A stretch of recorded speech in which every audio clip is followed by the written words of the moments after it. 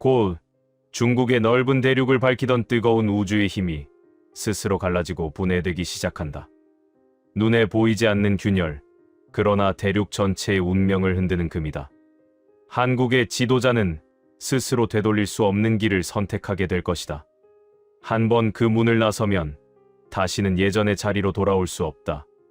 그리고 서울, 이 반도의 심장에서는 완전히 새로운 인물이 등장해 그곳에서 전혀 다른 인생을 시작한다. 마지막으로 일본의 땅에서는 두 발로 걸어 다니는 뱀이 나타나 전 세계를 돌아다니게 될 것이다. 이 뱀과 함께 오는 이이자, 알탄 첸두는 우리에게 이렇게 말한다. 이자를 조심하라. 오늘 이야기하는 인물은 몽골 예언 신동, 알탄 첸두라는 소년 예언가에 대한 기록이다.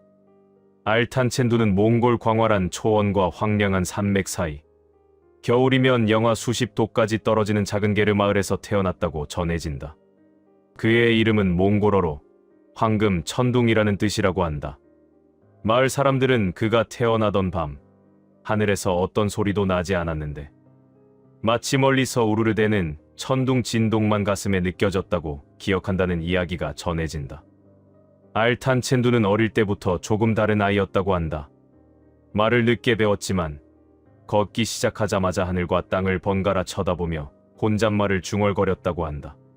5살이 되던 해 그는 아버지를 따라 양을 몰고 나갔다가 초원 한가운데서 갑자기 멈춰서더니 저 멀리 보이지도 않는 방향을 손가락으로 가리키며 이렇게 말했다고 한다. 저기 보이지 않는 도시가 무너진다. 불은 없는데 빛은 사라진다. 몇 해 뒤 그가 가리켰던 방향의 나라에서 대규모 정전과 통신 두절 사태가 있었다는 소문이 국경을 타고 전해졌고 그때부터 마을 사람들은 알탄 첸두를 예언을 보는 아이라고 부르기 시작했다고 한다. 알탄 첸두의 예언 방식은 전통적인 샤먼의 그것과는 조금 다르다고 전해진다. 그는 북을 치며 춤을 추지도 않고 제단을 차리지도 않는다. 대신 밤이 되면 게르 밖에 나와 맨눈으로 별을 바라보며 조용히 앉아 있다가 어느 순간 손가락으로 허공에 무언가를 쓰듯이 선을 긋는다고 한다. 그 선은 보이는 글자가 아니지만 그를 지켜보던 노라우 샤먼은 이렇게 말했다고 한다. 저 아이는 하늘의 지도를 읽는다. 별과 바람이 들려주는 말을 땅의 언어로 옮기려 한다. 2025년 겨울, 알탄 첸두는 몽골 울란바토르의 한 소규모 모임에서 처음으로 자신이 본 2026년의 동아시아에 대해 이야기하기 시작했다고 한다. 그 자리는 공식 학회도 종교 집회도 아니었고 그저 소문을 따라 모인 몇 명의 어른들과 기자 그리고 몇몇 외국인들이 둘러앉아 그의 말을 듣는 형식이었다고 한다. 그날 밤 알탄 첸두는 불빛이 거의 꺼진 방 한가운데에 앉아 작은 촛불 하나만 켜두고 세 나라의 이름을 직접 말하지 않은 채 세계의 방향을 가리키며 예언을 풀어놓았다고 한다. 먼저 그가 가리킨 곳은 남서쪽 광활한 대륙이었다고 한다. 알탄 첸두는 그 방향을 향해 손을 뻗더니 이렇게 말한 것으로 전해진다. 곧 아주 넓은 대륙의 땅덩어리를 밝히는 뜨거운 우주의 힘들이 분열을 일으키고 분해될 것이다. 사람들은 처음에 이 말을 이해하지 못했다고 한다. 그래서 누군가가 조심스럽게 물었다고 한다. 우주의 힘이란 무엇이냐고 묻고 싶다. 알탄 첸두는 잠시 눈을 감았다가 이렇게 대답했다고 한다. 사람들이 별의 불을 흉내낸 것이다. 태양을 가두어 빛을 만들었다. 그 가둔 빛이 제풀에 갈라진다. 이 말을 들은 몽골의 한 에너지 전문가가 나중에 이렇게 해석했다고 전해진다. 대륙의 땅덩어리를 밝히는 뜨거운 우주의 힘이란 결국 원자력 발전을 말하는 것처럼 들린다. 별의 불, 태양을 가두었다는 표현도 그렇다. 분열과 분해는 핵분열과 연쇄적인 고장을 상징하는 것일 수 있다. 알탄 첸두의 예언은 구체적인 도시 이름을 말하지 않았지만 그가 손가락으로 가리킨 방향과 넓은 대륙, 밝히는 힘이라는 표현을 종합해 볼 때 많은 이들이 이 예언을 중국의 원자력 관련 사고 가능성을 경고한 것이라고 받아들였다고 한다. 알탄 첸두는 이어서 이렇게 덧붙였다고 한다. 그 힘이 한 번에 터지는 것이 아니다. 먼저 아주 작은 균열이 난다. 사람의 눈에는 보이지 않는 머리카락보다도 얇은 금이 생긴다. 그러나 그 금은 안쪽에서부터 번져나간다. 어느 날 대륙의 한 귀퉁이에서 갑자기 빛이 꺼진다. 사람들은 전기 문제라고 말한다. 하지만 하늘에서 보면 그곳에는 보이지 않는 상처가 남는다. 그는 또 이런 말을 남겼다고 한다. 그 상처 때문에 이 대륙은 크게 둘로 나뉠 것이다. 하나는 아직도 별의 불을 더 많이 가두려는 쪽, 다른 하나는 두려움에 떨며 불을 끄고 싶어 하는 쪽이다.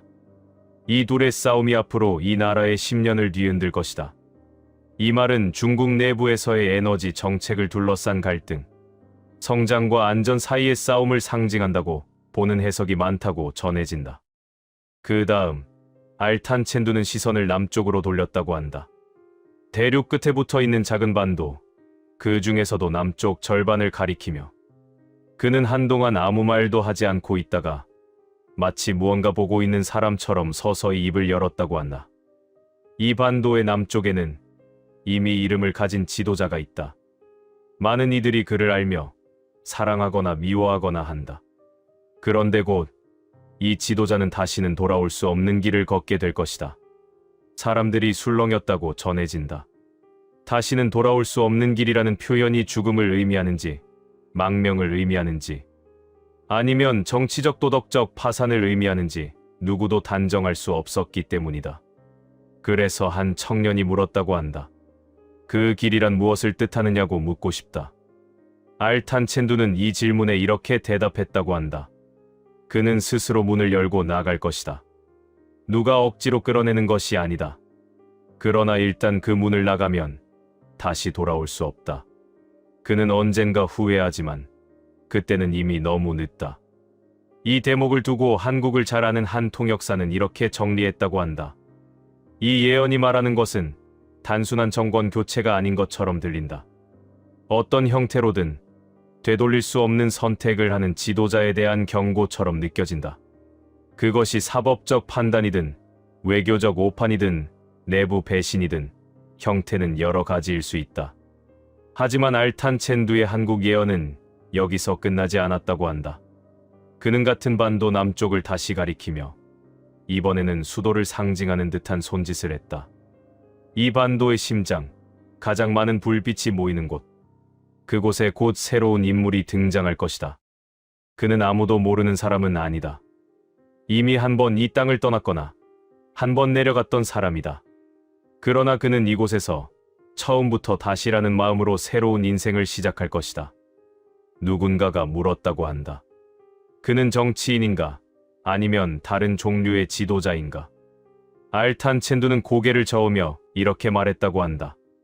그는 스스로를 지도자라고 부르지 않는다. 사람들도 처음에는 그를 지도자로 부르지 않는다. 그는 다만 망가졌던 사람들이 다시 서는 법을 아는 사람이다. 그래서 사람들이 나중에야 깨닫는다. 아, 이 사람이 우리를 이끌고 있었구나. 이 말은 한국에서 새로운 인물이 수도에서 다시 출발한다는 표현과 맞물려 공식 권력, 바깥에서 영향력을 발휘하는 새로운 유형의 인물, 혹은 한때 몰락했다가 다시 등장하는 상징적 인물을 가리키는 것 아니냐는 해석을 낳았다고 전해진다. 알탄 첸두의 시선은 마지막으로 동쪽 바다 건너 섬나라 쪽으로 향했다고 한다. 그는 섬들의 줄기를 손가락으로 따라가다가 갑자기 땅바닥을 응시하며 이런 말을 남겼다고 한다. 섬의 땅속 깊은 곳에서 뱀 하나가 태어날 것이다. 이 뱀은 기어다니지 않는다. 이 뱀은 땅 위를 두 발로 걸어다닌다. 그러나 사람들은 처음에 그걸 뱀이라고 부르지 않는다. 그들은 그것을 편리함, 발전, 새로운 길이라고 부른다. 방 안에 있던 일본인 한 명이 이 말을 듣고 얼굴이 굳어졌다고 전해진다. 알탄 첸두는 그의 표정을 보지 못한 듯 말을 이어갔다고 한다. 이 뱀은 한 섬에서만 머물지 않는다. 바다를 건너 다른 대륙으로 간다. 길 위에, 공기 속에, 보이지 않는 선을 따라 전 세계로 퍼진다. 사람들은 이 뱀이 지나간 자리에 생기는 이익을 보고 기뻐한다. 그러나 나중에야 알게 된다. 이 뱀이 남긴 것은 이익만이 아니라 이자라는 것임을. 통역자가 이자라는 단어를 몽골어와 영어로 번역하려다 잠시 멈췄다고 한다. 여기서 이자 리즈는 대출과 빚, 금융의 언어이기도 하지만 한국어로는 이자, 저차할 때에 이 사람을 뜻하는 말처럼도 들릴 수 있기 때문이다. 알탄첸두는 그 중의성을 알고 있는 듯 이렇게 덧붙였다고 한다.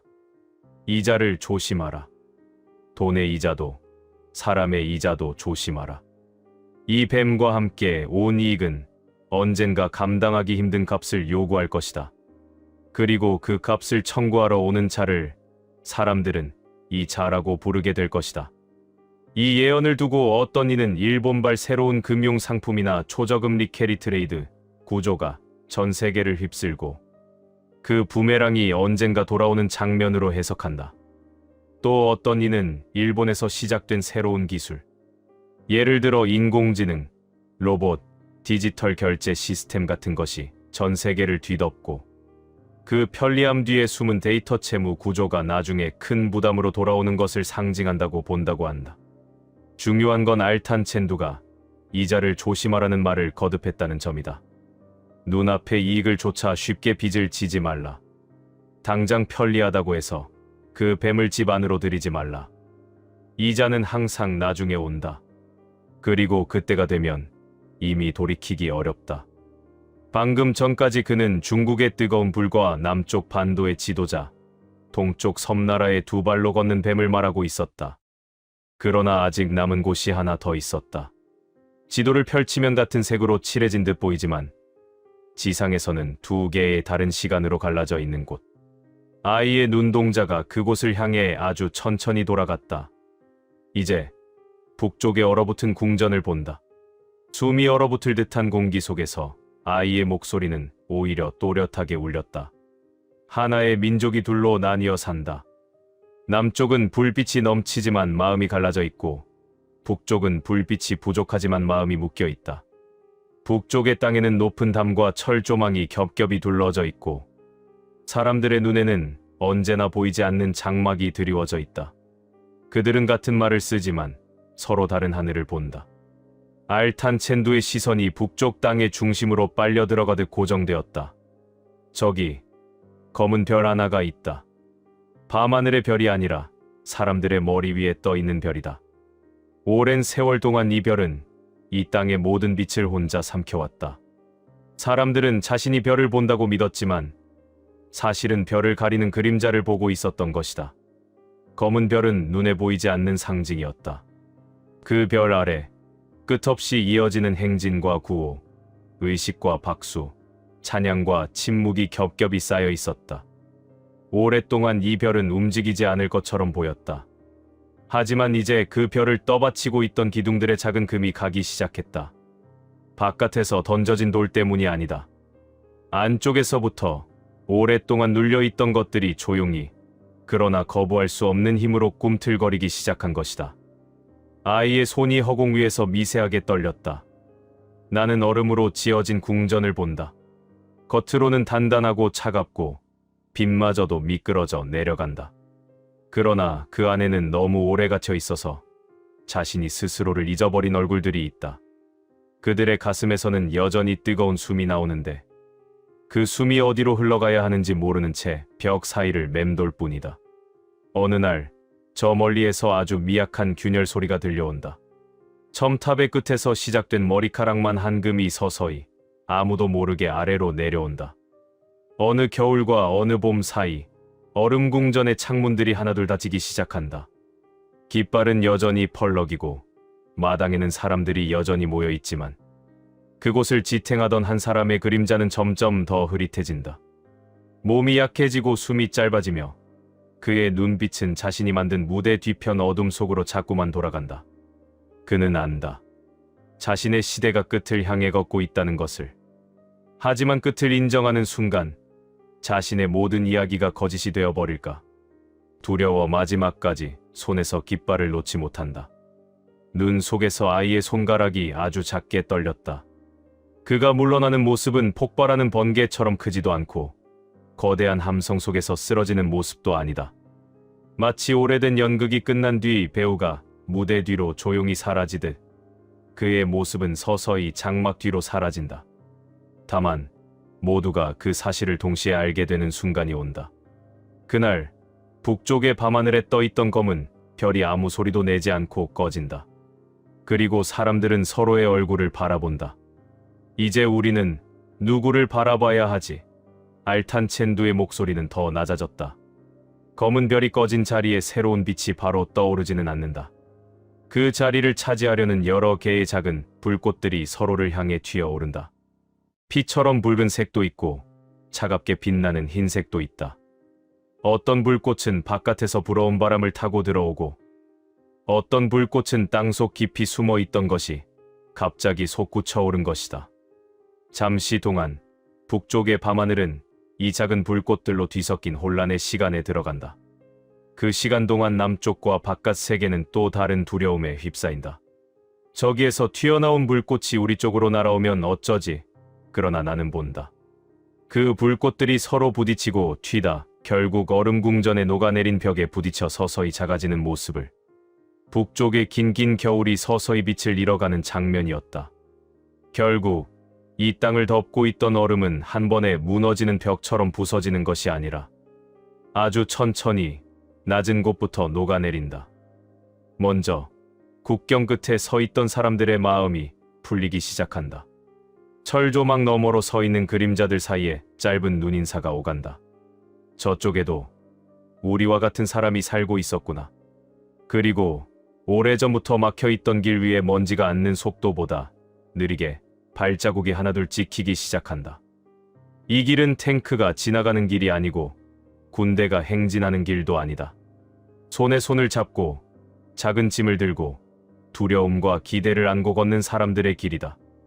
알탄첸두는 그 길을 하염없이 바라보고 있었다. 나는 북쪽의 어린아이들이 처음으로 남쪽 바다를 보는 꿈을 본다. 그들은 바다가 이렇게 넓은 줄 몰랐다. 바다 냄새가 이렇게 짠 줄도 몰랐다. 그들의 눈에는 눈이 아니라 파도가 처음으로 비친다. 또 남쪽의 사람들이 북쪽의 산과 강을 걸어 다니는 꿈도 본다. 오랫동안 지도로만 보았던 이름들 사이를 걸으며 사람들은 손가락으로 공중에 선을 긋는다. 여기가 우리 아버지가 태어난 마을이고 저기가 할머니가 떠나온 강이구나. 그 장면 속에서 한반도의 허리를 가르던 굵은 선은 서서히 색을 잃고 있다. 아이의 눈동자에는 나뉘어 있던 땅이 하나의 숨을 공유하기 시작하는 모습이 비쳤다. 그러나 이 모든 길은 저절로 열린 것이 아니다. 하늘은 오래전에 말했다. 1000년 동안 갈라진 손을 칼과 총이 아닌 지혜와 인내로 다시 잡게 될 것이다. 북쪽의 얼음궁전이 녹아내릴 때 그 자리에 피와 불이 남도록 내버려 두지 말 것. 남쪽의 교만과 조급함이 다시 새로운 담을 쌓지 않도록 주의할 것. 이 민족의 길은 폭발이 아니라 해빙의 길로 정해져 있다. 다만 그 해빙의 속도를 우리 스스로 망치지 않을 줄 알아야 한다. 알탄첸두는 마지막으로 한반도 전체를 감싸는 듯한 동그란 원을 허공에 그렸다. 한 나라의 지도자가 쓰러지는 것은 한 시대의 끝이기도 하지만 또 다른 시대의 시작이기도 하다. 북쪽의 별이 꺼질 때 남쪽의 불빛이 그 자리를 대신 차지하려 하지 말라. 대신 양쪽의 어둠을 함께 밝힐 수 있는 새로운 등불을 준비해야 한다. 이 땅은 오랫동안 큰 나라들 사이에 끼어 고통받던 다리였으나 머지않아 스스로 길이 되는 법을 배울 것이다. 나는 국경이 더 이상 칼날이 아니라 다리가 되는 날을 본다. 그리고 그 다리 위를 북쪽과 남쪽, 동쪽과 서쪽에서 온 이들이 서로의 짐을 나누어 들며 걷는 모습을 본다. 그때가 되면 북한이라는 이름은 얼음궁전의 옛 별명처럼 역사의 오래된 책장 속으로 서서히 사라지고 대신 하나의 이름 아래 다시 걷기 시작한 사람들의 발자국 소리만 남게 될 것이다. 말을 마친 뒤에도 한동안 알탄첸두는 아무것도 보지 않는 눈으로 어딘가 먼 곳을 응시하고 있었다. 알타이 산맥의 새벽이 아주 조금 밝아올 때까지 아이의 작은 그림자는 눈 위에서 움직이지 않았다. 그의 눈앞에는 아직 오지 않은 한반도의 시간과 그 안에서 천천히 녹아내리고 또 다시 굳어지려 하는 수많은 마음들의 움직임이 끝없이 흘러가고 있었다. 알탄첸두의 2026년 예언은 구체적인 날짜와 도시 이름을 말하지 않으면서도 중국의 뜨거운 에너지 정책, 한국의 지도자와 새로운 인물의 등장. 일본발 금융기술 구조의 세계적 파급을 동시에 암시하는 듯한 기묘한 그림을 남긴다. 이 예언이 실제로 어떻게 현실과 겹쳐질지는 아직 알 수 없다고 한다. 다만 분명한 것은 그의 말이 우리에게 던지는 메시지가 단지 공포가 아니라는 점이다. 조심하라는 경고 뒤에는 언제나 미리 보라, 미리 생각하라는 부탁이 따라온다는 것. 그리고 그 부탁을 들을지 말지는 결국 각자의 선택이라는 것뿐이라고 전해진다. 브랜든 빅스는 미국 오클라호마주 빅스버그라는 작은 도시에서 태어난 목사이자 예언가다. 그는 침례교 계열의 작은 교회에서 오랫동안 목회를 해왔으며 전통적인 설교보다는 환상을 통한 메시지로 더 많이 알려져 있다. 그는 어릴 때부터 꿈과 환상을 자주 보았다고 고백하며 특히 2001년 911 테러 직전의 쌍둥이 빌딩이 무너지는 환상을 보았다는 이야기가 그의 초기 예언 중 가장 유명하다. 브랜드는 자신을 선지자라고 부르지 않는다. 그는 단지 하나님께서 보여주시는 장면을 충실히 전달하는 메신저라고 소개한다. 그의 예언은 대부분 미국 내부 정치, 재난, 전쟁, 그리고 세계 정세와 관련된 것들이었지만 최근 들어 동아시아, 특히 한국, 중국, 일본에 대한 환상들을 반복적으로 보고 있다고 여러 차례 밝혔다. 그는 자신의 유튜브 채널과 교회 집회에서 이 환상들을 나누며 2026년은 동아시아에게 매우 중요한 해가 될 것이라고 수차례 강조해왔다. 그가 최근 남긴 여러 예언 가운데 가장 논쟁적이고 구체적인 부분은 바로 2026년 3월과 6월, 그리고 그 두 달에 집중된 한국, 중국, 일본에 대한 환상들이다. 브랜드는 이 세 나라를 두고 동아시아의 새 기둥이라고 표현하며 그 기둥들이 3월과 6월 사이에 두 번 크게 흔들리는 것을 보았다고 말했다. 그는 자신의 집회에서 이렇게 증언했다. 나는 기도 중에 동쪽을 보았습니다. 해가 떠오르는 방향, 태평양 건너편. 거기에 세 개의 큰 나라가 있었습니다.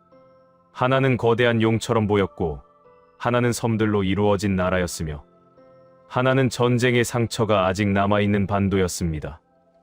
그리고 주님께서 내게 두 개의 달을 보여주셨습니다. 3월과 6월. 이 두 달 사이에 그 세 나라가 각자 다른 방식으로 흔들리는 것을 보았습니다. 브랜든이 본 첫 번째 나라는 중국이었다. 그는 거대한 용의 형상을 한 대륙이 구름 속에 누워있는 모습을 보았다고 했다. 용의 눈은 여전히 떠 있었지만 동공이 흔들리고 있었다. 그는 이 환상을 보고 난 뒤 이렇게 기록했다. 주님께서 말씀하셨습니다. 3월, 용의 머리는 조용하지만 그 몸 안쪽 깊은 곳에서 장기들이 동시에 경련을 일으킨다. 브랜드는 이 말의 의미를 설명하면서 중국에서 3월에 발생할 문제는 표면적인 정치 스캔들이나 군사 충돌이 아니라 보이지 않는 경제적 사회적 붕괴의 징후들이 동시다발적으로 드러나는 것이라고 했다. 사람들은 늘 중국의 정치 지도부만 주목합니다. 베이징, 공산당, 주석. 그러나 주님께서 보여주신 것은 그것이 아니었습니다. 지방 도시들, 작은 은행들, 실업자들, 빚에 허덕이는 지방 정부들. 이 모든 것들이 3월이라는 한 달 안에 동시에 무너지기 시작하는 장면이었습니다.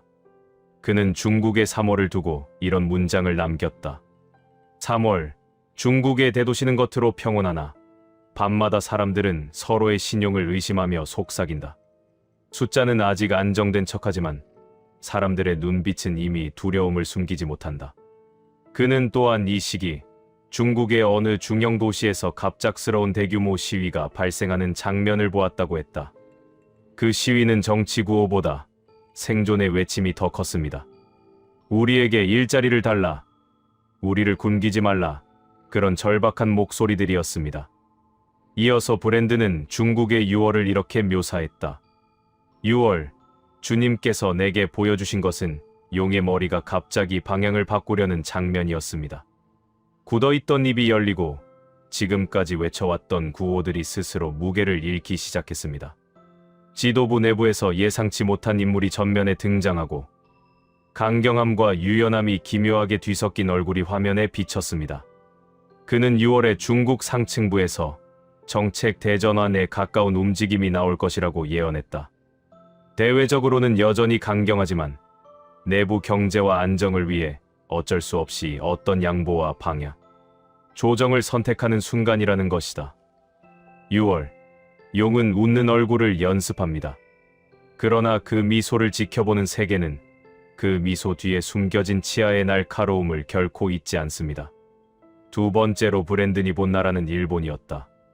그는 고요한 바다 위에 떠 있는 섬들, 그 위를 덮고 있는 얇은 안개, 그리고 그 안에 숨은 잔잔한 진동을 보았다고 했다. 브랜든은 일본을 두고 보이지 않는 피로가 가장 깊이 쌓인 나라라고 표현했다. 주님께서 내게 보여주신 일본은 겉으로는 여전히 질서정연하고 깨끗했습니다. 하지만 그 아래에는 오랫동안 쌓여온 피로와 절망이 마치 지하수처럼 고여 있었습니다. 그는 3월의 일본을 이렇게 묘사했다. 3월, 지진계는 조용합니다. 하지만 사람들의 마음은 이미 수없이 많은 미세 진동으로 금이 가 있습니다. 한 사건이 모든 것을 무너뜨리지는 않습니다. 그러나 한 장면이 이 나라가 얼마나 지쳐 있는지를 적나라하게 드러냅니다. 브랜든이 말한 한 장면은 특정 재난이나 전쟁 장면이 아니었다.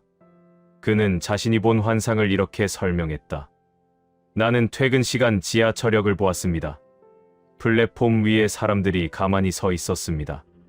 광고판에는 여전히 화려한 상품과 여행지, 아이돌 얼굴이 떠 있었습니다. 그런데 그 속에 서 있는 사람들의 얼굴이 모두 회색으로 바랜 것처럼 보였습니다. 생기가 없었습니다. 그냥 움직이고 있을 뿐이었습니다. 그는 말했다. 3월 어느 주, 일본 전체를 뒤흔드는 거대한 사건이 일어난다기보다 일본인 스스로가 우리는 이 상태로 더 이상 버틸 수 없다고 집단적으로 느끼게 되는 계기가 옵니다. 그 계기는 사고일 수도, 어떤 폭로일 수도, 상징적인 파산이나 붕괴일 수도 있습니다. 중요한 건 그 사건 자체보다 그 사건이 거울처럼 작동한다는 점입니다. 이어서 그는 6월의 일본을 이렇게 예언했다. 6월, 바다는 여전히 잔잔합니다. 하지만 사람들의 발걸음이 방향을 바꾸기 시작합니다. 모두가 바라보던 한 방향에서 시선이 서서히 흩어집니다. 도시는 여전히 불이 켜져 있지만 도시를 떠나는 발걸음도 조금씩 늘어납니다. 브랜드는 일본에서 6월 즈음 도시를 떠나는 흐름이 육안으로도 느껴질 정도가 된다고 보았다. 이건 단순한 이사나 귀향이 아닙니다. 조금 덜 벌더라도 조금 덜 불안해도 되는 삶을 향한 조용한 탈출입니다. 3월에 깨닫고 6월에 움직이기 시작하는 나라. 일본은 그렇게 서서히 방향을 바꿉니다. 그리고 세 번째 나라. 브랜든 빅스가 가장 길게, 가장 자세하게 이야기한 나라는 바로 한반도였다. 그는 한국이라는 이름을 직접 말하지 않고 이렇게만 표현했다. 전쟁이 멈췄으나 아직 선이 남은 반도. 북쪽과 남쪽이 서로를 의식하며 살아가는 땅. 그 남쪽 절반은 3월과 6월 사이에 2번 크게 흔들립니다. 브랜드는 집회에서 이 부분을 말할 때 목소리가 떨렸다고 전해진다. 나는 기도 중에 한반도를 보았습니다. 작지만 매우 밝게 빛나는 땅이었습니다. 그런데 그 비자 안에 깊은 그림자도 함께 있었습니다. 주님께서 말씀하셨습니다. 이 땅은 3월과 6월 2번의 시험을 치른다. 브랜드는 3월의 한국을 두고 이렇게 예언했다. 3월, 이 나라는 거울 앞에 섭니다. 거울에는 두 개의 얼굴이 비칩니다. 하나는 자신을 성공한 이야기로 기억하는 얼굴, 다른 하나는 자신을 지친 이야기로 느끼는 얼굴입니다. 두 얼굴이 서로를 부정하려 할 때 한 가지 사건이 둘을 강제로 마주 앉힙니다. 그가 말한 한 가지 사건은 정치, 경제, 안보 중 하나일 수도 있고 세 가지가 동시에 겹친 형태일 수도 있다고 했다. 3월, 한 문장이 한반도를 둘러 찢습니다. 사람들은 그 문장을 듣고 찬성 아니면 반대를 외칩니다. 그러나 시간이 지나고 나면 그 문장 자체보다 그 문장을 둘러싼 사람들의 표정이 더 중요한 기록이 됩니다. 브랜드는 이 나라에서 3월에 발생하는 일을 두고 국민적 분열의 피크라고 말하지 않았다. 오히려 분열이 얼마나 깊어졌는지를 확인시키는 시험이라고 불렀다. 이 나라는 3월에 스스로에게 질문을 던집니다. 우리는 여전히 한 나라라고 부를 수 있는가? 이 질문의 즉답은 나오지 않습니다. 대신 올라오는 것은 감정, 피로, 냉소, 그리고 이상한 기대감입니다. 그렇다면 6월은 어떤가? 브랜드는 한국의 6월을 말할 때 유독 많은 이미지와 문장을 쏟아냈다. 6월, 이 나라의 하늘은 가장 바쁩니다. 하늘 위로 수많은 비행기가 오가고 보이지 않는 신호들이 교차합니다.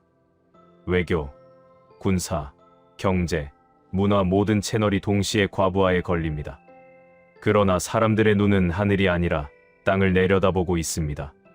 자신의 발밑이 얼마나 흔들리고 있는지 그제야 깨닫기 때문입니다. 브랜드는 6월의 한국에서 두 개의 장면을 보았다고 말한다. 첫 번째 장면은 외부와의 관계, 두 번째 장면은 내부의 균열이다. 외부 장면에 대해 그는 이렇게 증언했다. 6월, 이 나라는 동쪽과 서쪽, 북쪽에서 동시에 손을 내미는 신호를 받습니다. 한쪽은 강한 군사적 메시지로, 다른 한쪽은 경제와 문화 협력의 제스처로 다가옵니다. 이 나라는 잠시 동안 내 방향의 시선을 한꺼번에 받는 중심이 됩니다. 그는 말했다. 6월, 한국은 선택을 강요받습니다. 어느 손을 잡을 것인가, 어느 메시지에 응답할 것인가. 이 선택은 단지 외교 문제가 아닙니다. 이 나라의 정체성, 미래 방향, 국민적 합의 전체를 시험하는 순간입니다. 그리고 내부 장면. 브랜드는 6월의 한국 내부를 이렇게 묘사했다. 6월, 거리에는 두 가지 목소리가 동시에 울립니다. 하나는 더 강하게, 더 빠르게, 다시 성장으로를 외치는 목소리입니다. 다른 하나는 더 느리게, 더 인간적으로, 이제 멈추자고 속삭이는 목소리입니다. 두 목소리는 서로를 이해하지 못합니다. 그러나 주님께서 보여주신 것은 그 둘 사이 어딘가에서 조용히 일어서는 세 번째 목소리였습니다. 브랜드는 이 세 번째 목소리에 대해 매우 조심스럽게 말했다. 그것은 정치 지도자의 목소리가 아니었습니다. 재벌이나 유명인의 목소리도 아니었습니다. 그것은 평범한 사람들, 지쳐있지만 아직 희망을 놓지 않은 사람들의 목소리였습니다. 작은 모임들, 골목의 대화들, 온라인의 조용한 연대들. 그들이 6월부터 조금씩 자기 목소리를 내기 시작합니다. 브랜드는 한국의 6월을 마무리하면서 이렇게 말했다. 6월, 이 나라는 갈림길에 섭니다. 한쪽 길은 과거의 방식으로 돌아가는 길입니다. 빠르게, 경쟁하며, 숫자로 증명하는 길. 다른 한쪽 길은 새로운 방식을 찾는 길입니다. 느리지만 지속 가능하고, 작지만 함께 가는 길. 주님께서 내게 보여주신 것은 이 나라가 아직 선택을 내리지 않았다는 것입니다. 6월은 그 선택의 갈림길이 가장 또렷하게 드러나는 달입니다. 그는 마지막으로 이 세 나라를 한꺼번에 내려다보는 환상을 보았다고 했다. 나는 동아시아 전체를 위해서 내려다보았습니다.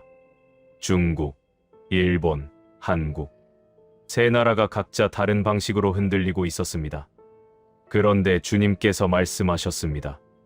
이 세 나라의 흔들림은 서로 연결되어 있다. 하나가 흔들리면 다른 둘도 함께 흔들린다. 그러나 하나가 중심을 잡으면 다른 둘에게도 균형이 돌아올 수 있다. 브랜드는 이 말을 듣고 물었다고 한다.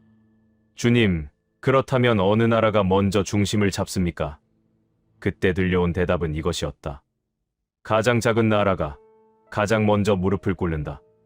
그리고 무릎 꿇은 자리에서 가장 먼저 일어선다.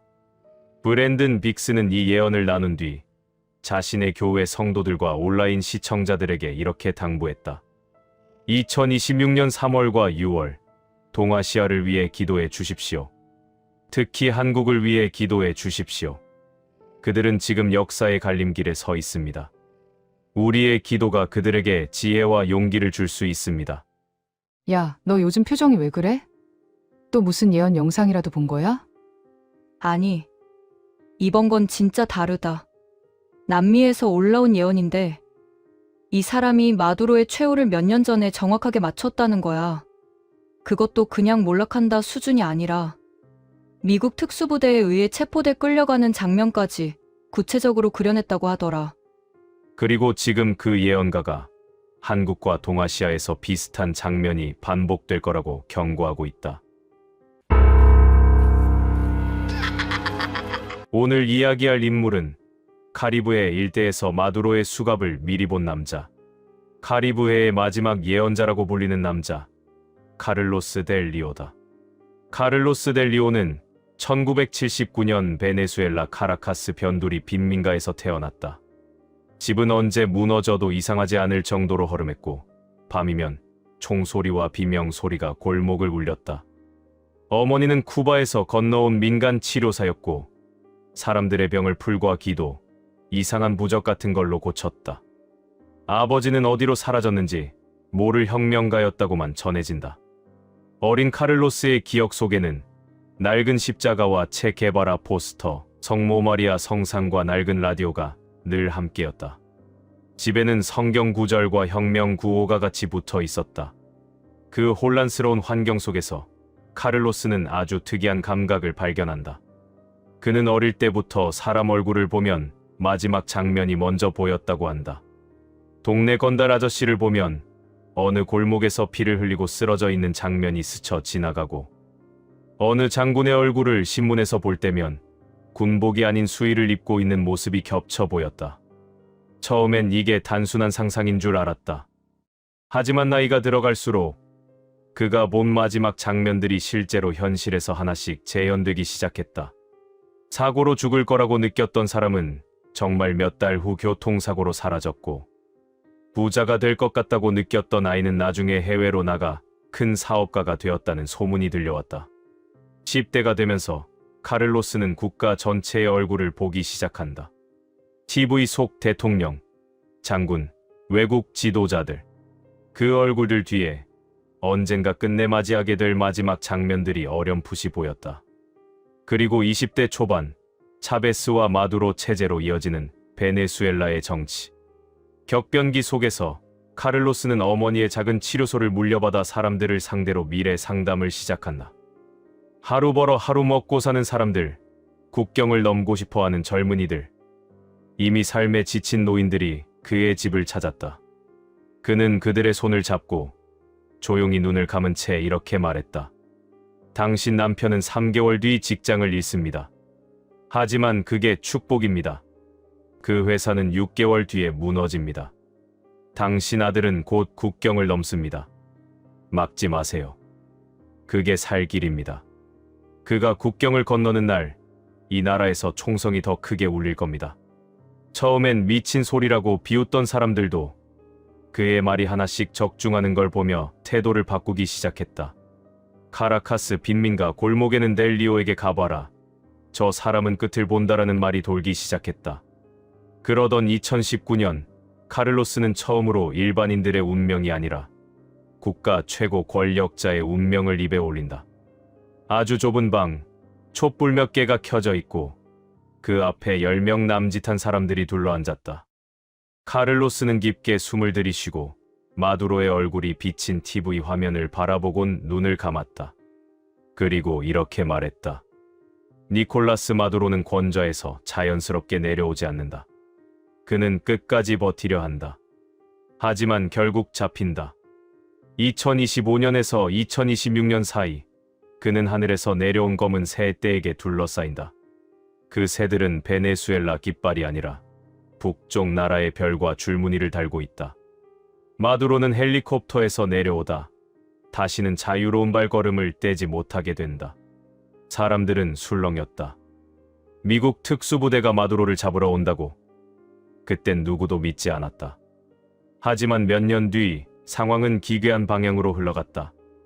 2025년 후반, 베네수엘라 정세가 급속도로 악화되면서 미국과 주변국들 사이에서 비밀리에 정권 전환 작전이 논의되었다는 소문이 돌기 시작했다.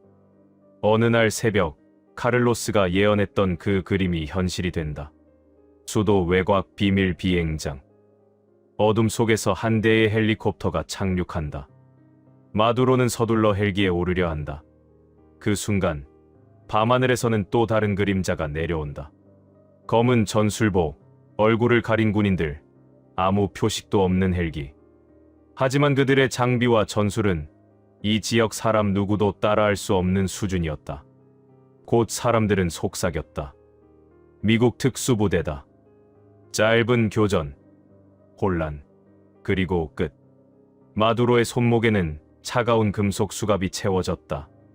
그는 끌려가듯 헬기에 태워졌고 고지어 해외 군사기지로 이송된 뒤 전 세계가 보는 앞에서 공식 수감자 신세가 되었다. 뉴스 화면 한쪽에는 수갑 찬 그의 손목이, 다른 한쪽에는 별과 줄무늬를 단 나라의 깃발이 번갈아 떴다. 그날 밤 누군가는 낡은 USB를 꺼내 몇 년 전 녹음해 둔 카를로스의 예언 음성을 틀었다. 하늘의 검은 새 떼가 그를 데려갈 것이다. 그리고 이 나라는 그날을 기준으로 전과 후로 갈라질 것이다. 소름이 돋았다는 말이 남미 전역에서 터져나왔다. 카를로스 델리오는 순식간에 전설적인 존재가 되었다. 하지만 그는 이때 아주 이상한 방향으로 예언의 초점을 돌린다. 마두로의 수갑은 끝이 아니다. 시작이다. 2026년 이후 전 세계의 권력자들이 자기 차례를 기다리게 될 것이다. 그리고 그 중에서 가장 큰 파도가 닥치는 곳이 있다. 바로 아시아. 그 중에서도 동북아시아다. 추종자들 중 누군가가 물었다. 중국입니까? 카를로스는 고개를 저었다. 중국만이 아니다. 바다에 둘러싸인 섬, 북쪽과 남쪽으로 갈라진 반도, 그리고 용이 숨쉬는 대륙. 그 모든 곳에 마두로의 그림자가 지나간다. 누군가는 수갑을 차고, 누군가는 수갑을 피하려다 사라지고, 누군가는 얼굴 없이 권저에서 밀려난다. 그는 먼저 중국을 보았다. 환상 속에서 거대한 붉은 용이 하늘을 가로지르고 있었다. 용은 여전히 강력해 보였다. 거대한 비늘, 불을 내뿜는 입, 온 대륙을 휘어잡는 꼬리. 하지만 카를로스의 눈에는 이상한 장면이 포착됐다. 용의 배 밑에서 조용히 비늘이 하나씩 떨어지고 있었다. 처음엔 서너 개뿐이었다. 아무도 모를 정도였다. 시간이 지나자 비늘 떨어지는 속도는 점점 빨라졌다. 용은 여전히 포효했지만 그 포효 속에서 이상한 메아리가 섞여 나왔다. 공허함이었다. 중국의 최고 지도자는 마두로처럼 헬리콥터에서 끌려 나오지 않는다. 북쪽 나라의 군인들에게 직접 붙잡히진 않는다. 대신 어느 날 갑자기 아무 말도 없이 사라진다. 사진은 남아있지만 그 사람은 없다. 이름은 남아있지만 그 몸은 어디에도 없다. 카를로스는 2026년 말에서 2027년 초 사이 눈 내리는 겨울 베이징을 보았다고 말한다. 인민대회당 중앙 단상에 놓인 의자 하나. 평소에는 늘 누군가 앉아있던 그 자리. 그런데 그날은 텅 비어 있다. 방송은 그 의자를 보여주지 않으려 하지만 어딘가에서 찍힌 사진이 지하에서 돌기 시작한다. 3일 동안 그 자리는 비어 있다. 그 3일 동안 중국 전체가 숨을 죽인다. 뉴스는 어떤 말도 하지 못하고 사람들은 인터넷에서 금지된 단어를 속삭인다. 어디로 갔는가? 누가 치웠는가? 살아있는가? 아니면 그리고 나흘째 되는 날 군복을 입은 남자가 그 자리에 앉는다. 박수 소리는 울려 퍼지지만 사람들의 눈동자는 얼어붙어 있다. 환호가 아니라 공포 섞인 복종이다. 카를로스는 말한다. 그는 강하게 보인다. 하지만 이미 너무 늦었다. 마두로를 잡은 검은 군인들이 베네수엘라를 바꿔놓았듯 그 전에 쌓인 모든 더러움이 이미 뿌리를 썩게 만들었다. 새 군인 지도자는 강철처럼 보이지만 그 강철 안쪽은 이미 녹이 슬었다. 그 다음 카를로스가 시선을 돌린 곳은 한국이었다. 이 부분에서 그의 예언은 특히 구체적이고 특히 불편하다. 한반도에는 두 개의 권력이 있다. 하나는 공식적이고 하나는 비공식적이다. 하나는 남쪽이고 다른 하나는 북쪽이다. 그런데 내가 본 것은 남쪽의 권위가 한순간에 무너지는 장면이었다. 그리고 그 그림자는 마두로의 최후와 닮아 있었다. 카를로스는 한국의 겨울을 보았다고 한다. 차가운 바람, 정치적 갈등, 거리의 시위, 피곤한 국민들. 그리고 갑자기 화면이 바뀐다. 어두운 활주로, 한 대의 전용기, 서둘러 움직이는 그림자들. 한국의 어떤 최고 권력자가 혹은 그의 버금가는 인물이 급하게 탈출을 시도하는 장면이다. 그런데 그 순간 사방에서 또 다른 그림자들이 나타난다. 무장한 병사들, 통역관, 영어와 한국어가 섞인 고함 소리. 유니폼에는 한국의 깃발도 미국의 깃발도 아닌 여러 나라의 작은 문양들이 함께 박혀 있다. 마두로가 미국 특수부대에게 둘러싸였듯 한국에서도 비슷한 장면이 펼쳐진다. 다만 이번에는 한 나라의 특수부대가 아니라 여러 나라의 그림자가 섞여 있다. 국제법, 동맹, 그리고 세계의 눈이 모두 얽혀 있다. 그는 말한다. 그 장면은 2027년에서 2028년 사이 어딘가에 있다. 나는 정확한 날짜를 보지 못했다. 다만 눈이 내리지는 않았고 바람은 매우 차가웠다. 그날 이후 한국에서 권력이라는 단어의 의미가 완전히 바뀐다. 그 순간 한국 국민의 반응도 둘로 갈라진다. 국민의 절반은 박수칠 것이다. 드디어 정의가 왔다고 외칠 것이다. 나머지 절반은 두려움에 떤다. 이제 우리 차례일지도 모른다고 느낄 것이다. 기쁨과 공포가 동시에 분출되면서 한국 사회는 마두로 이후의 베네수엘라보다 더 깊은 분열을 경험한다. 카를로스는 한국 국회, 거리, 가정집을 모두 동시에 내려다보는 듯한 장면을 본다.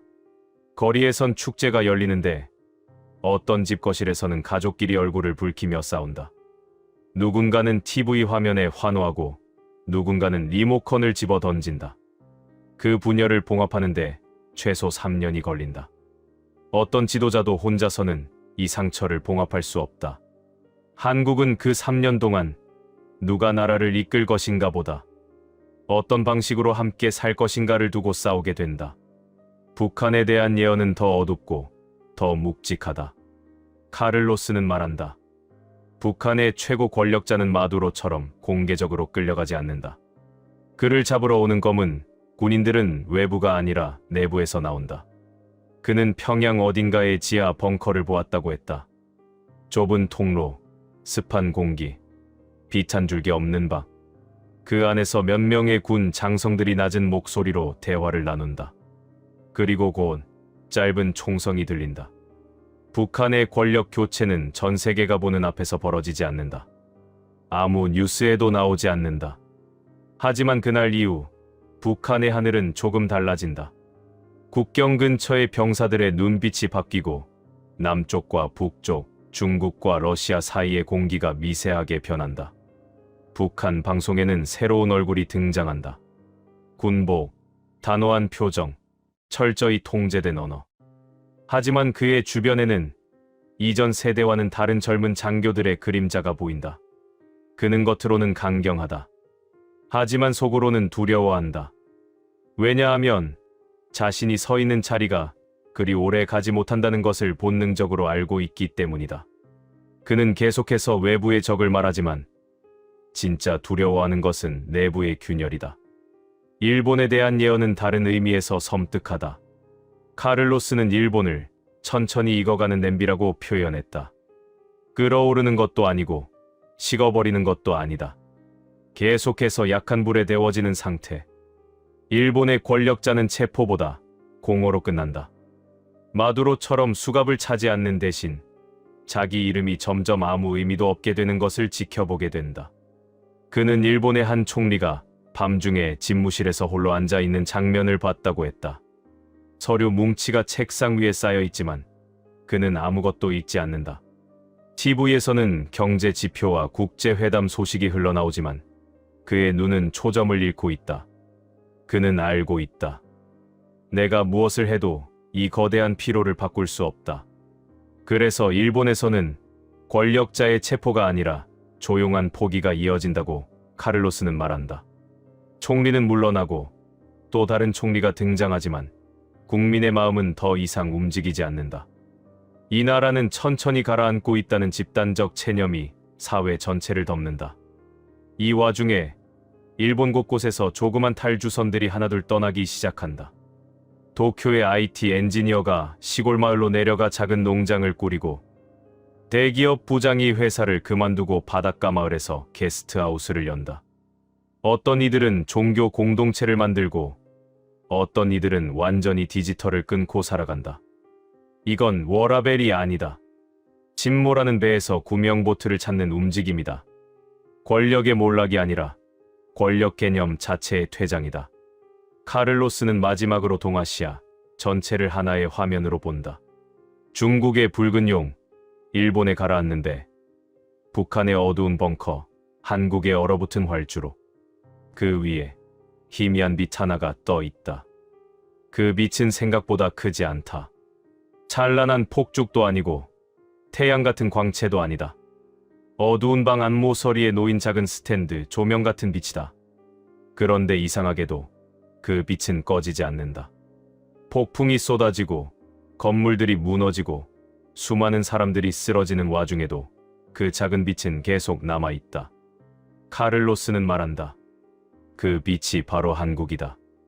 권력자의 추락, 체포, 사라짐, 배시.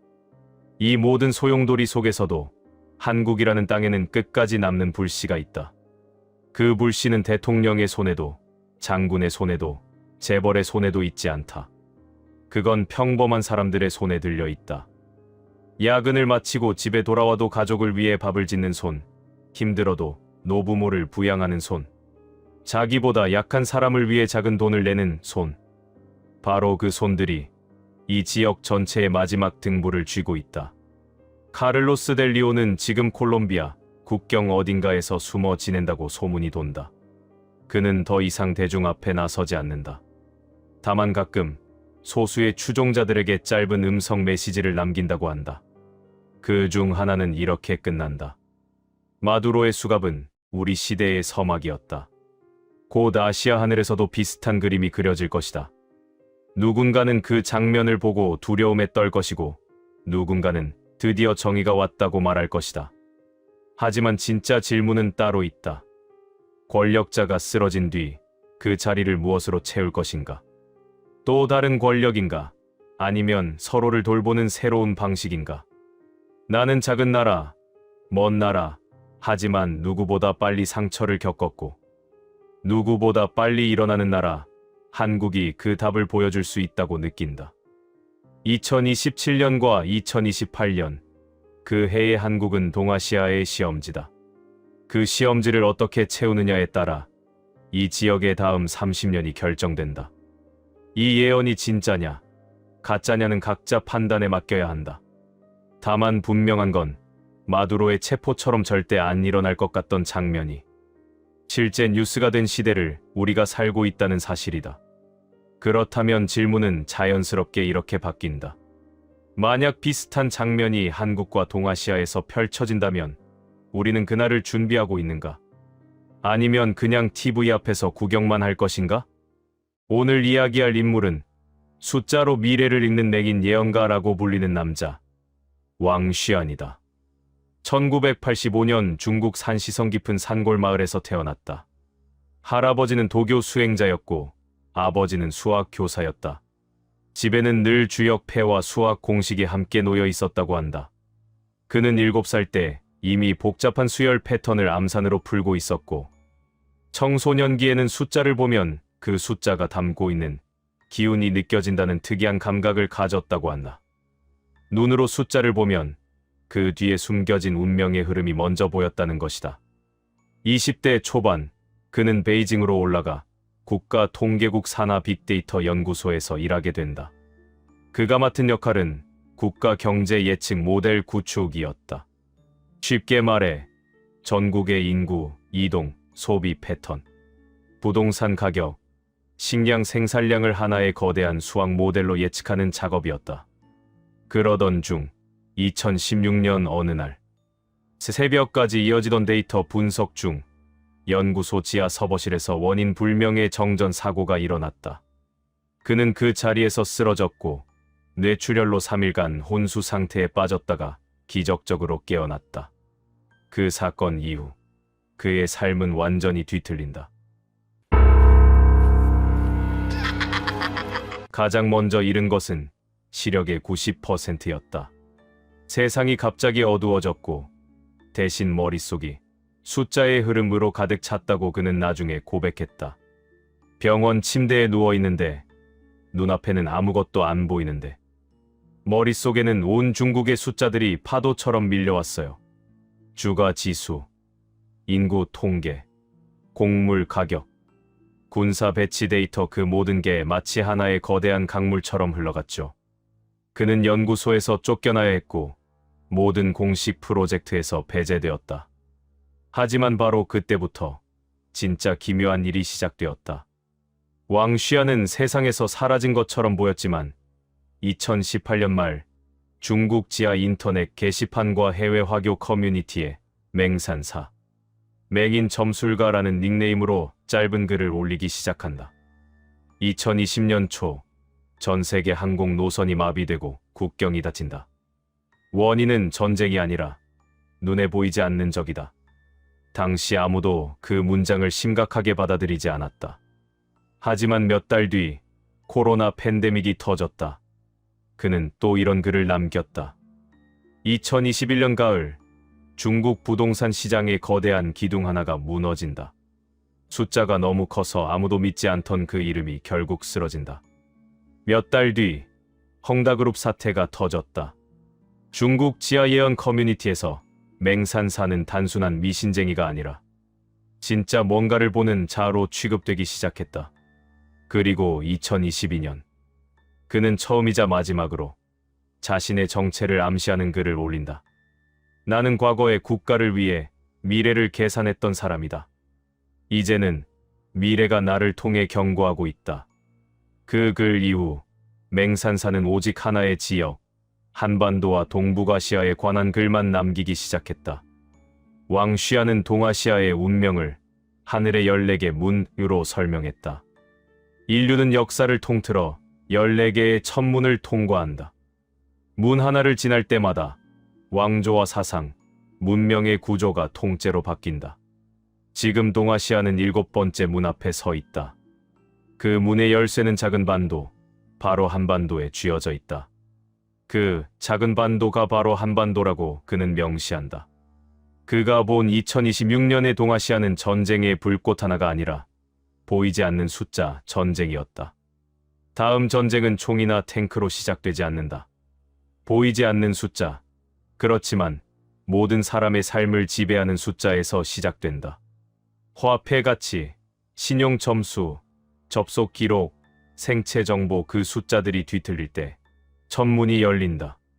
그의 표현대로라면 2026년 이후 세계를 뒤흔드는 진짜 전쟁은 총성 없는 전쟁, 데이터와 신뢰의 붕괴 전쟁이다. 그러나 충격적인 건 그 전쟁의 첫 균열이 중국이나 미국이 아니라 한반도 근처에서 시작된다고 하는 점이다. 왕 쉬야의 환상 속에서 한반도 주변 바다 밑으로 굵직한 광 케이블들이 용의 혈관처럼 지나가고 있었다. 지도에서 국경선을 지우고 해저 케이블을 그려보라.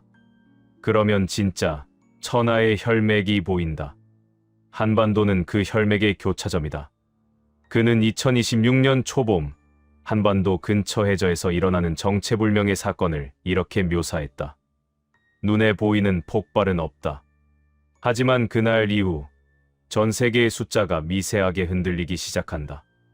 환율이 0.01% 단위로 요동치고 사람들의 신용기록이 12점씩 어긋난다. 아무도 눈치채지 못하는 수준에서 시작된다. 문제는 그 미세한 균열이 한국에서 가장 먼저, 가장 크게 확대된다는 점이다. 은행 서버의 시간 기록이 1초씩 어긋나기 시작하고 병원 기록에 존재하지 않는 환자가 잠깐씩 나타나고 출입국 시스템에 입국한 적 없는 사람의 이름이 찍힌다. 처음엔 단순 오류로 치부된다. 하지만 왕 쉬야는 말한다. 그건 오류가 아니라 다가오는 대란의 첫 징조다. 그가 본 장면 중 하나는 이렇다. 서울 어느 대형 은행 본점. 직원들이 평소처럼 근무 중인데 갑자기 화면 속 숫자들이 서로 자리를 바꾸기 시작한다. 계좌 잔액, 대출 금액, 이자율, 신용 등급 숫자들이 마치 살아있는 벌레처럼 이동하며 섞여버린다.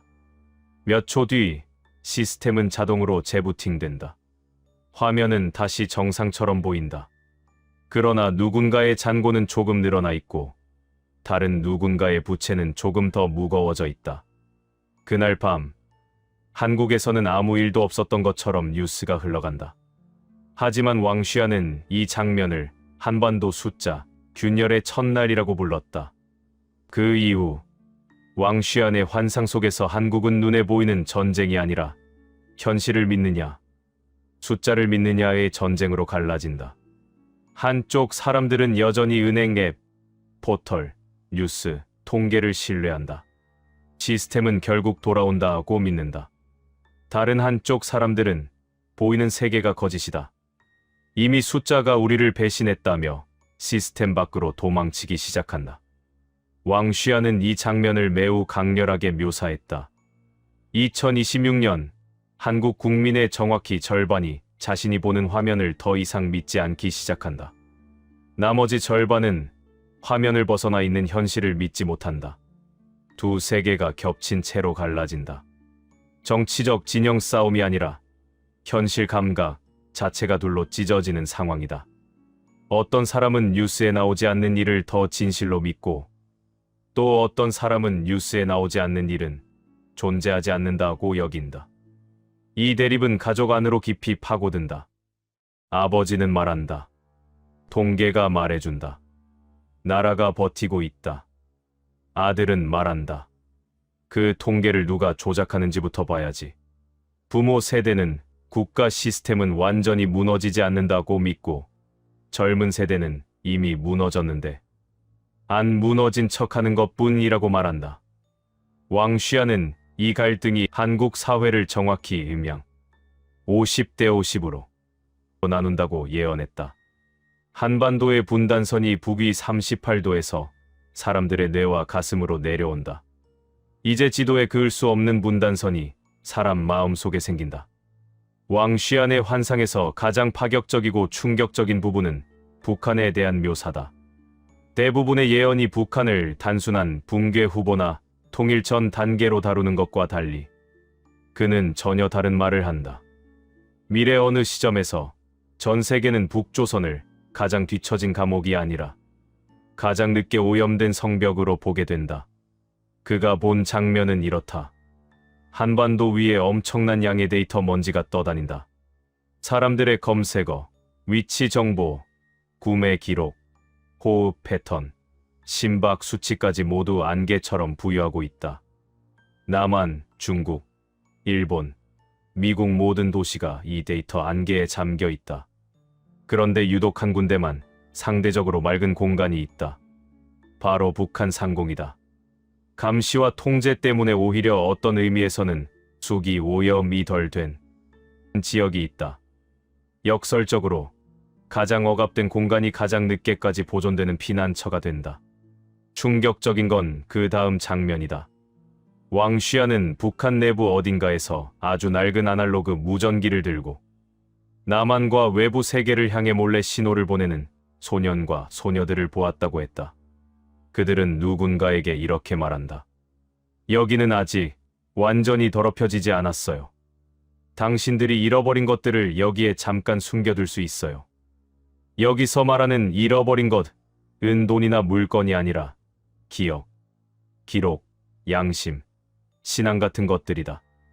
왕쉬아는 2026년 이후 어느 시점에 북한이 세계에서 가장 역설적인 안전지대로 주목받는 시기가 잠깐 온다고 말한다. 디지털 통제의 감옥이면서 동시에 디지털 오염으로부터 가장 늦게까지 버티는 공간. 그러나 그 평형은 오래가지 못한다. 북한 내부에서도 체제의 금이 가기 시작하고 외부의 데이터 폭풍이 결국 그 성벽 안으로도 밀려 들어온다. 그때 남과 북 그리고 주변 국가들이 마지막으로 선택할 기회를 맞는다고 그는 말한다. 왕쉬아는 동아시아를 세계의 상징으로 표현했다. 중국 거대한 거울, 일본 지친 그림자, 한국 깨어나는 신경. 그가 본 중국은 거대한 거울 궁전이었다. 바깥에서 보면 모든 것이 매끈하고 반짝인다. 고층 빌딩, 인공지능, 군사력, 감시 시스템 모든 것이 완벽하게 정렬된 듯 보인다. 하지만 거울 안쪽에서는 사람들의 얼굴이 서로 뒤섞여 있었다. 2027년 전후 중국 지도부는 자신들이 만든 거울 궁전에 스스로 갇힌다는 사실을 깨닫는다. 밖에서는 제국처럼 보이지만 안에서는 어디까지가 자신이고 어디부터가 데이터인지 구분할 수 없게 된다. 특히 그는 아주 기묘한 장면 하나를 말한다. 중국의 최고 지도자가 어느 날 갑자기 자기 얼굴이 공식 사진 속 얼굴과 다르다는 걸 깨닫는 꿈을 꾼다.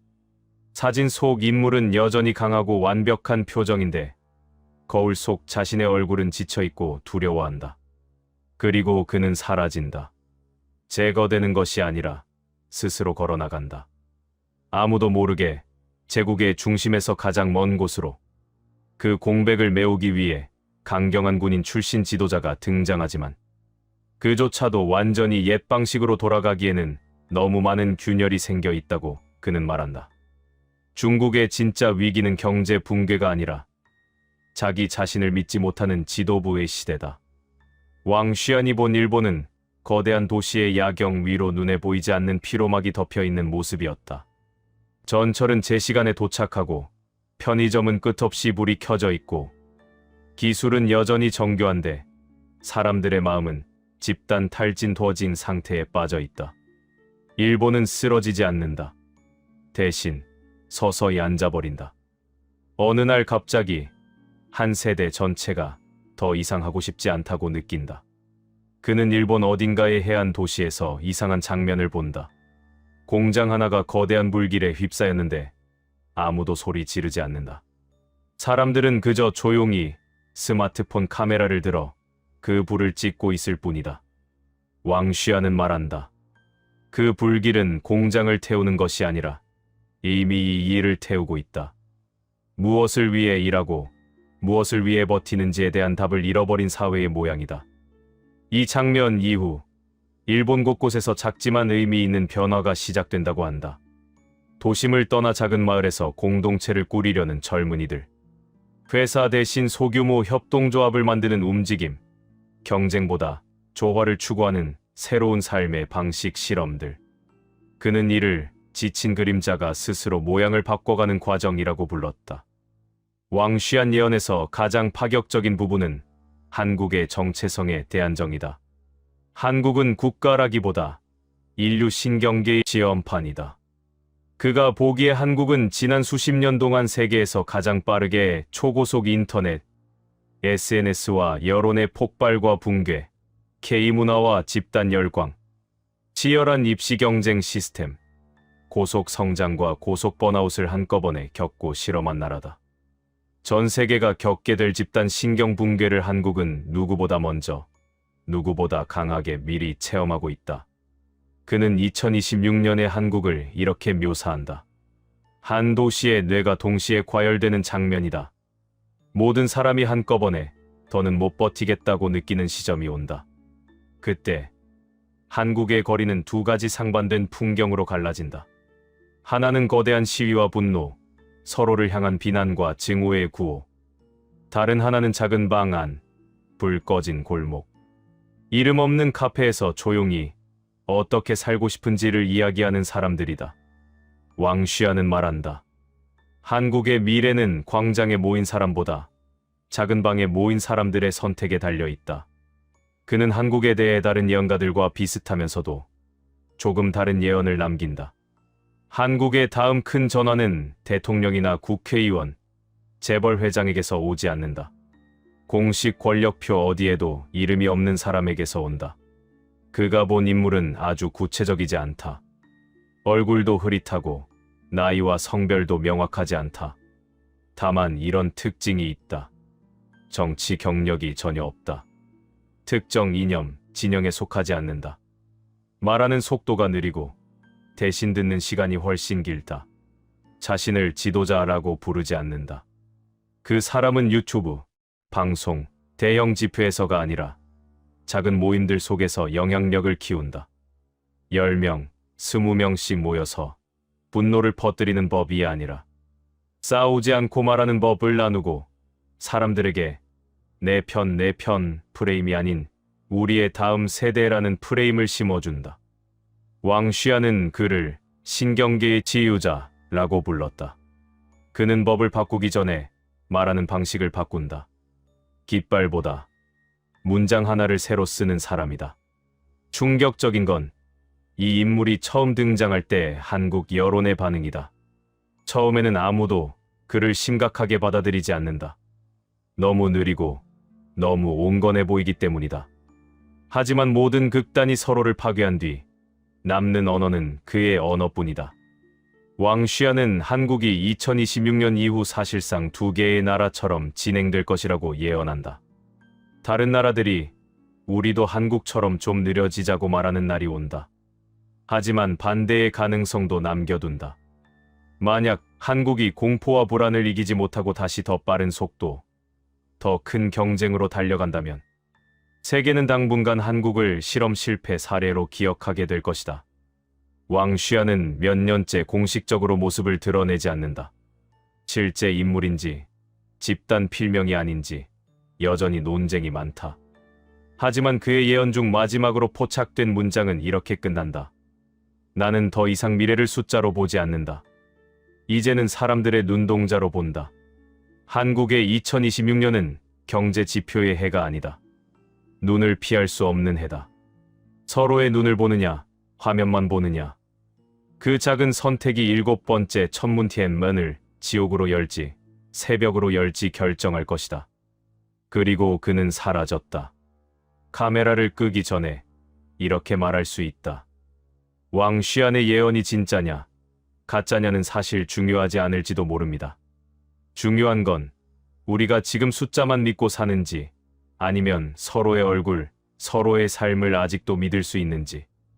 2026년, 당신은 어떤 한국에 살고 있습니까? 화면 속 한국입니까? 당신 곁에 있는 사람들의 한국입니까?